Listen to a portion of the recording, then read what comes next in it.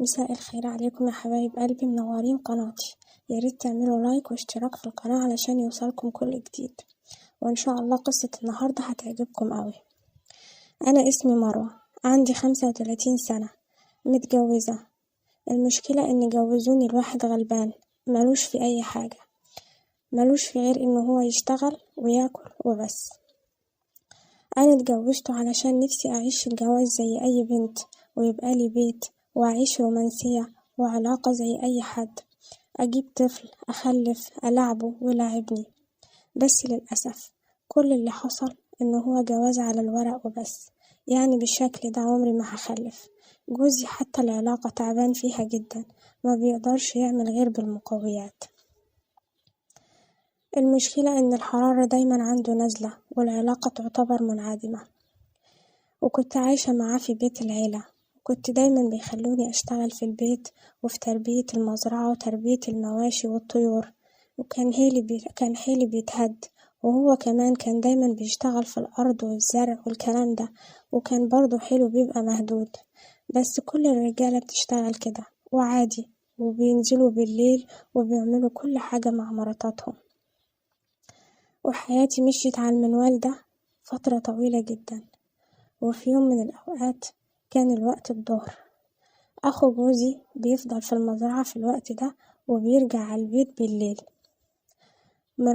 مرات أخو جوزي جات ليا وقالت لي أنا هروح المزرعة أودي الأكل لجوزي سيد علشان مش جاي الظهر، هيجي بالليل، ياريت تروحي معايا. قلت لها لأ. قالت لي تعالي معايا علشان تونسيني وعلشان ما اروحش لوحدي. قلت لها لأ، أنا مش قادرة لأن جوزي جاي. وفعلا خدت الغدا وراحت. جوزي في الوقت ده طبعا جه من الشغل وقال لي روحي المزرعة لأخويا سيد وقوليله إن أنا مش جاي النهاردة العصر تاني لأني تعبان وعندي ألم في ظهري، وياريت تيجي علشان تدهنيهولي يمكن يخف شوية لأنه بيوجعني جدا. وأخوه سيد في الوقت الظهرية ده بيقعد في العشة هناك في الزرع. وقلت لجوزي لسه مراته كانت هنا، ياريت لو لحقتها كنت قلت لها ان انت مش رايح تاني. واضطريت ان انا احضر له الغدا واروح على الارض، ولبست هدومي ورحت علشان اقول لاخوه ان اخوك مش جاي النهارده الظهر وهيجي بعد العصر او مش هيجي خالص. رحت وصلت الارض هناك ورحت علشان ادخل العشة علشان اقوله الكلام ده. أول ما جيت أقرب من العشة سمعت أصوات غريبة، سمعت صوت أهات، وسمعت الأهات دي طالعة من واحدة ست، أهات شكلها غريبة، مش أهات وجع. قلت ايه ده، هو في واحدة ست هنا ولا ايه؟ بقرب من العشة سمعت كلام غريب جدا، كأنه واحد وواحدة في أوضة نوم، مش قاعدين في الزرع وأي حد ممكن يعدي عليهم. والست دي عمالة تقوه وتصرخ وتقول خلص أنا مش قادرة، رجليا وجعتني. قمت قربت أكتر من العش علشان أشوف إيه ده. شفت مشهد خلاني دخت، خلاني أتحسر على عمري اللي راح، خلاني أتحسر على نصيبي اللي أنا مشوفتش منه أي حاجة. وأنا واقفة ورا العشة شفت أخوه وهو ومراته كانوا نايمين مع بعض. والمشكلة انهم قعدوا فترة طويلة جدا وهو قاعدين مع بعض، كانوا بيعملوا علاقة مع بعض في العشة، مش مستنيين لما يرجعوا بالليل. امال انا اعمل ايه؟ لا لحقة في العشة ولا لحقة في الأوضة ولا لحقة في اي حتة.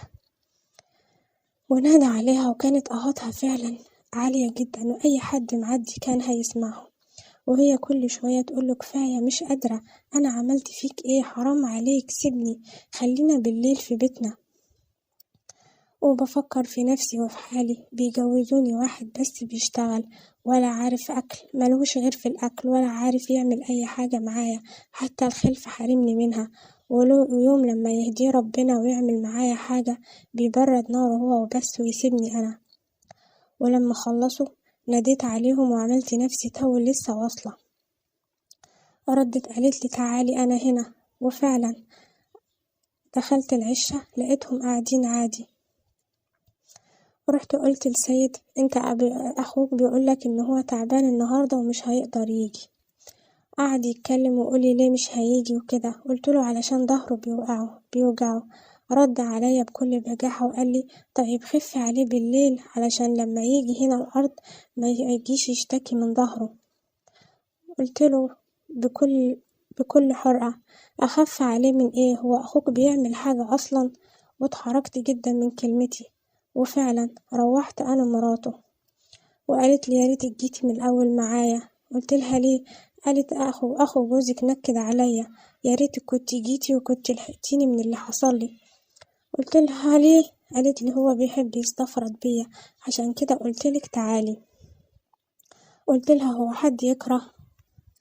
ضحكت وقالت بس أنا خلاص تعبت جدا من الموضوع ده، مش قادرة استحمل تاني. هي كانت بتتكلم وأنا كانت دماغي في حتة تانية، يعني أنا لا خلفة ولا علاقة ولا حياة كريمة. وبعد أسبوع من اللي حصل ده، في يوم كنت رايحة الأرض أودي الأكل لأن مراته كانت في زيارة لأهلها، لقيته قاعد في العشة كالعادة وجوزي كان قاعد في البيت. لقيته زي ما كان قاعد المرة اللي شفته فيها هو ومراته. قلتله ايه؟ أول ما سألني قال لي هو ايه الكلام اللي انتي قلتيه المرة اللي فاتت لما كنت بكلمك من جوه العشة؟ قلتله كلام ايه؟ ما تفتحش في اللي راح، اللي قلته واللي حصل حصل.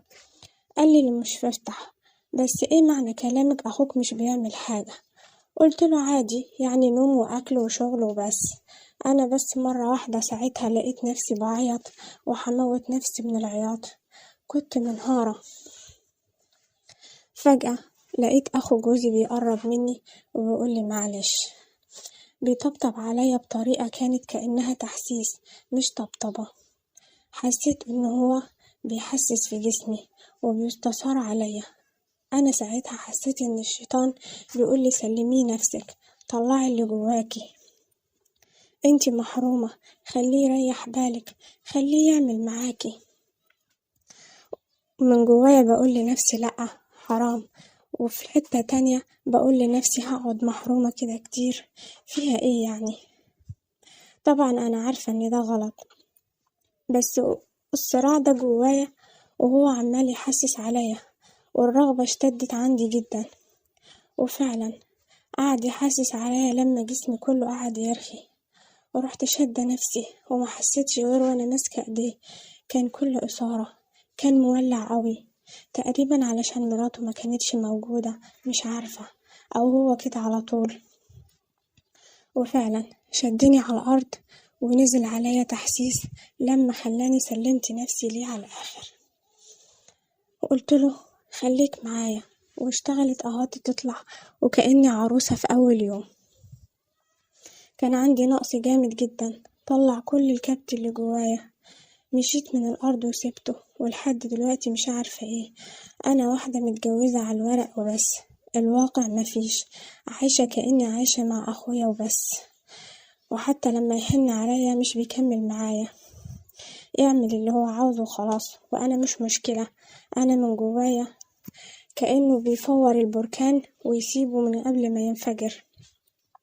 عايزة أتطلق منه لأني مش متحملة العيشة دي، وخايفة أدور على حد تاني علشان يريحني وتبقى نفس المشكلة موجودة. قولولي